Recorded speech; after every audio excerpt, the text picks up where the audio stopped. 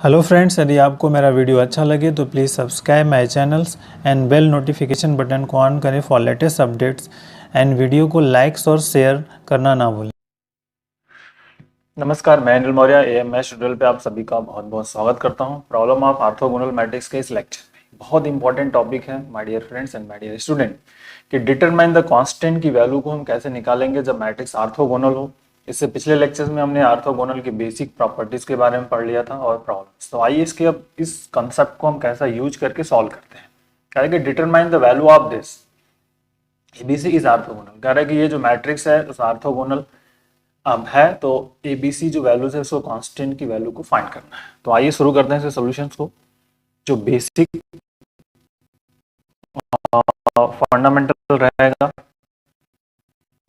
क्या कह रहा है कि एबीसी तो हमने लेट एज्यूम कर लिया है कि let A is equal to this. अब मैट्रिक्स ए इज ऑर्थोगोनल तो फिर वर्कआउट क्या होता है? अगर if A is orthogonal then A into A transpose equal to I, ये होता है आपका आइडेंटिटीज मैट्रिक्स के इक्वल होगा। ठीक है, मैट्रिक्स और उसके ट्रांसपोज का मल्टीप्लिकेशन आई मिलता है, आइडेंटिटी मिलता है। तो अब हमें क्या करना है, इन वैल्यू को रखना है और इसका ट्रांसपोज फाइंड कर लेना है। ट्रांसपोज अगर हम फाइंड करेंगे तो ट्रांसपोज ऑफ मैट्रिक्स क्या हो जाएगा? चेंज रो बाय कॉलम्स। तो किसी रो को कॉलम में बदल दीजिए। तो फर्स्ट रो को फर्स्ट कॉलम बदलेंगे तो 0 2b एंड c आ जाएगा। इसी तरह सेकंड रो को सेकंड कॉलम में कन्वर्ट कर दिया तो a b माइनस c आएगा। एंड थर्ड रो को थर्ड कॉलम में बदल देना है आपको, तो a माइनस बी और c आ जाएगा आपका। That is important. अब a power a into a power of transpose of a is equal to I, that is a transpose of a है। तो रख दीजिए वैल्यूज इसकी 0 a and 2b b minus b and आपका c minus c and c, okay. And that value is here again 0 2b and c। Transpose की matrix की value a b minus c and here a minus b and c, okay. And is equal to, this is right hand side में हमारा क्या identity matrix 1 0 0 0 1 0 and 0 0 1, that is the identity matrix. अब multiplication आपको पता है कि हम कैसे करते हैं। मेन इंपॉर्टेंट है कि मल्टीप्लीकेशन रो बाय कॉलम्स, रो बाय कॉलम्स मतलब अगर हम इसके मल्टीप्लीकेशन की बात करें, ये हमारे पास है R1 R2 and is R3 and according two is here कि मतलब ये आपका C1 है, C2 है एंड C3 है। तो हमारा वर्क क्या होता है student? R1 C1 R1 C2 and R1 C3। फिर नेक्स्ट क्या आता है? R2 C1 R2 C2 and R2 C3, R3 C1 R3 C2 and फिर R3 C3। That is the multiplication format. तो इसी फॉर्मेट का यूज करके इसको हम वर्कआउट कर लेते हैं। फर्स्ट रो का फर्स्ट कॉलम में मल्टीपल होगा। सिंपली यहाँ पर देखिए फर्स्ट रो का फर्स्ट रो है का फर्स्ट रो का हम फर्स्ट कॉलम में करेंगे तो 0 यहाँ पे 2b square plus c square आ जाएगा, मतलब 2b इन 4b हो गया, ob square plus c square. अब सेकंड ये इसकी वर्क हो गया। अब इसकी बात है R1 C2 की। R1 C2 हमारे पास है तो यहाँ पर देखिए 0 हो जाएगा, यहाँ पे 2b स्क्वायर होगा और माइनस c स्क्वायर आ जाएगा। c का मल्टीपल यहाँ से करेंगे तो 2b square minus c square हो गया। अब फिर इसकी बारी है R1 C3 की, तो यहाँ पर होगा फिर से minus 2b square and plus c square, ठीक है। अब सेकंड की बारी है, ये हो गया। अब इस R2 C1 की बारी है तो a का यहाँ पे मल्टीपल कर देंगे, 0 आ जाएगा, 2b square minus c square यहाँ से आ जाएगा, 2b square minus c square. अब R2 C2 इस वर्ग की बारी है मल्टीपल, तो यहाँ पे आ जाएगा आपका a square b square plus c square. Corresponding element का मल्टीपल करते चले जाएंगे। अब इस वाले का करना है यहाँ पर, तो a square minus b square minus c square and अब ये दोनों, ये वाला पोर्शन हो गया। अब इसकी लास्ट वाले की बारी है R3 C1 की। R3 C1 यहाँ पर है तो b हो गया माइनस 2b स्क्वायर प्लस सी स्क्वायर, तो minus 2b square plus C square and second में मल्टीपल करेंगे a square minus b square फिर माइनस सी स्क्वायर और लेस लास्ट ऑफ हियर इसका मल्टीपल कर देंगे तो ए स्क्वायर और plus B square plus C square and is equal to right hand side में हमारे पास क्या है 1 0 0 1 0 0 0 1। ठीक, अब आप जानते हो कि अगर टू मैट्रिक्स इक्वल है तो उनके क्रॉसपॉन्डिंग एलिमेंट्स भी आपस में क्या होते हैं, इक्वल्स होते हैं। मतलब ये जो फर्स्ट प्लेस पे एलिमेंट है इसके फर्स्ट प्लेस के एलिमेंट के इक्वल्स होगा, मतलब 4b square plus C square is equal to 1। Equation 1 कर लीजिए, ये इज इक्वल टू होगा इस वाले 0 के, तो this is 2b square minus c square equal to 0। तो 2b square is equal to क्या होगा आपका सी स्क्वायर। इक्वेशन नंबर 2 कर लीजिए, अब इसका यूज कर लीजिए, सी स्क्वायर की वैल्यू यहां पर रख दीजिए, तो फ्रॉम 1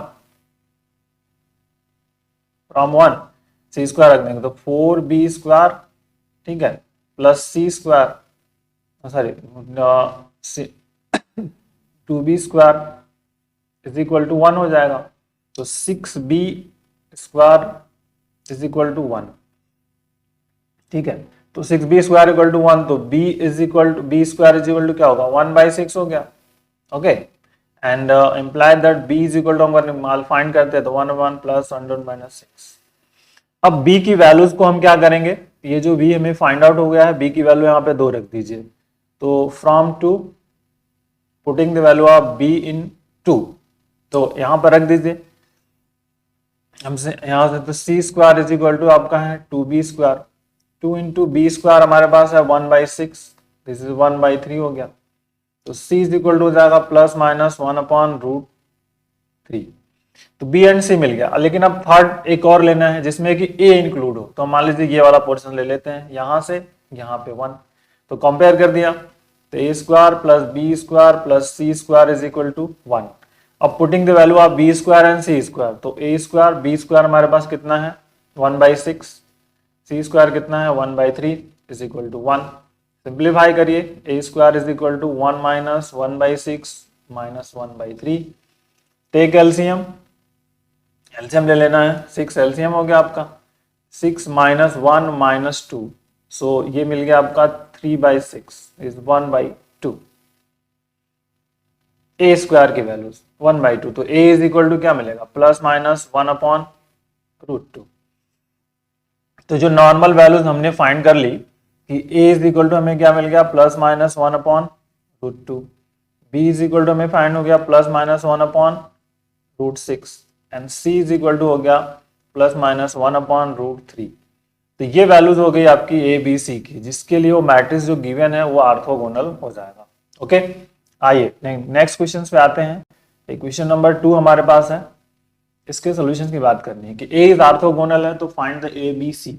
ए बी सी का मान आपको यहाँ पर फाइंड करके बताना है कि what is the value of A B C. Is the basic fundamental same, जैसे ऊपर किया था उसी तरह इसको भी करना है। A into A transpose is equal to I, तो सिंपली ए मैट्रिक्स हमें यहाँ पे राइट अप करनी है 1/3 2/3 and this is 2/3. Okay, here 2/3 1/3 and minus 2/3, and this is the A B C, and this transpose find करेंगे तो फर्स्ट रो फर्स्ट कॉलम में change होगा, तो 1/3 2/3 और here A आ जाएगा, here 2/3 और फिर 1/3 and next is here B आ जाएगा।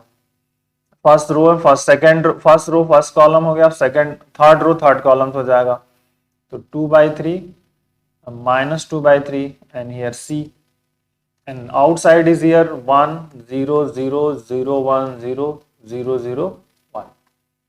ओके, अब ऑर्थोगोनल प्रॉपर्टीज है, मल्टीप्लीकेशन आपको सही से करना है, क्योंकि मल्टीप्लीकेशन गलत किया तो सब गलत होगा। तो फर्स्ट रो का फर्स्ट कॉलम में मल्टीपल होगा 1/3 करके, तो 1/9 हो गया।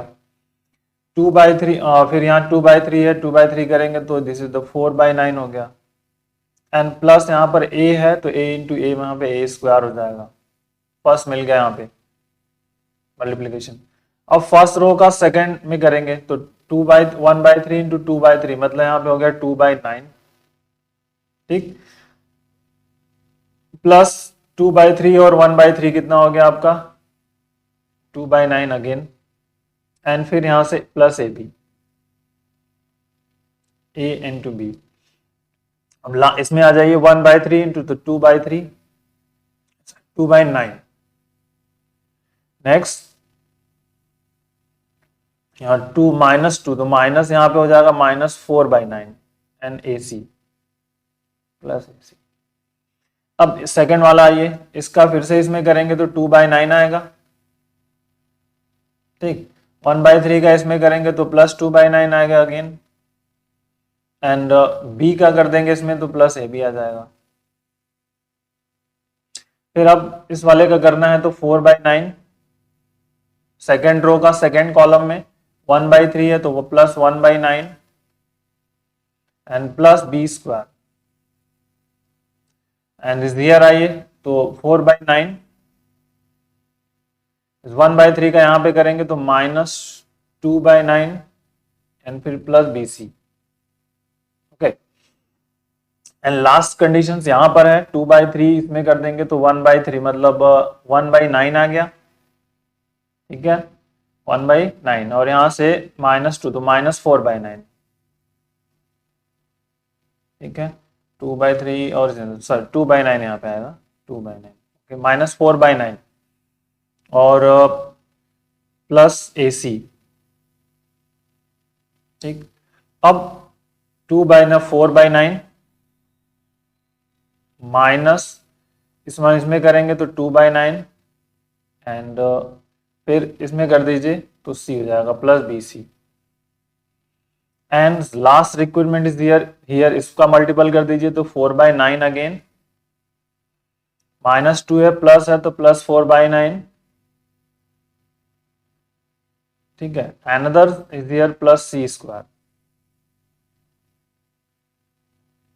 प्लस सी स्क्वायर की वैल्यूज हमें यहां से मिलेगी इसकी, ठीक है 4/9 2/3 तो इसमें मल्टीपल हो जाएगा, ठीक है 2/3 और 4/9 और फिर ये, ठीक है, और एक एक करके वर्क।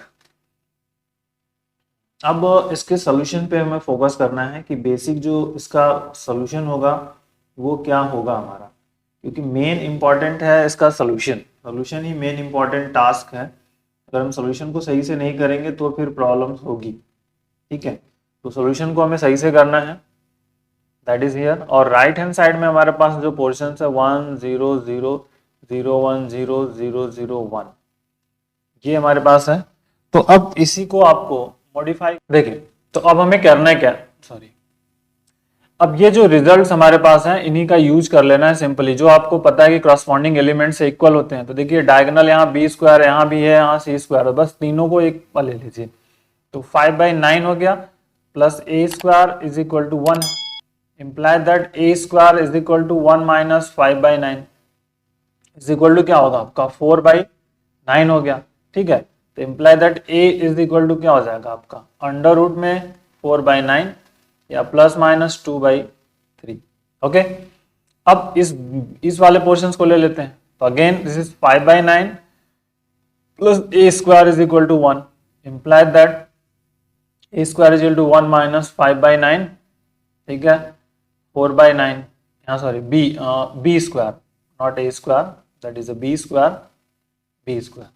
4/9 इम्प्लाई दैट, तो b is equal to again मिल जाएगा प्लस माइनस 2/3। और ये थर्ड वाला ले लेते हैं हम सिंपली, तो 4 8/9 हो गया, 8/9 plus C square is equal to 1, imply that C square is equal to 1 minus 8/9 1/3, तो c इज इक्वल टू होगा प्लस माइनस 1/3। तो ये तीनों वैल्यूज हमने यहाँ पर फाइंड कर ली, बहुत आसान सा, a is equal two plus minus 2/3 b and c। तो इसके लिए हमारा ये मैट्रिक्स जो होगा ना ऑर्थोगोनल हो जाएगा, तो that is the important point. So okay, take care, thank you.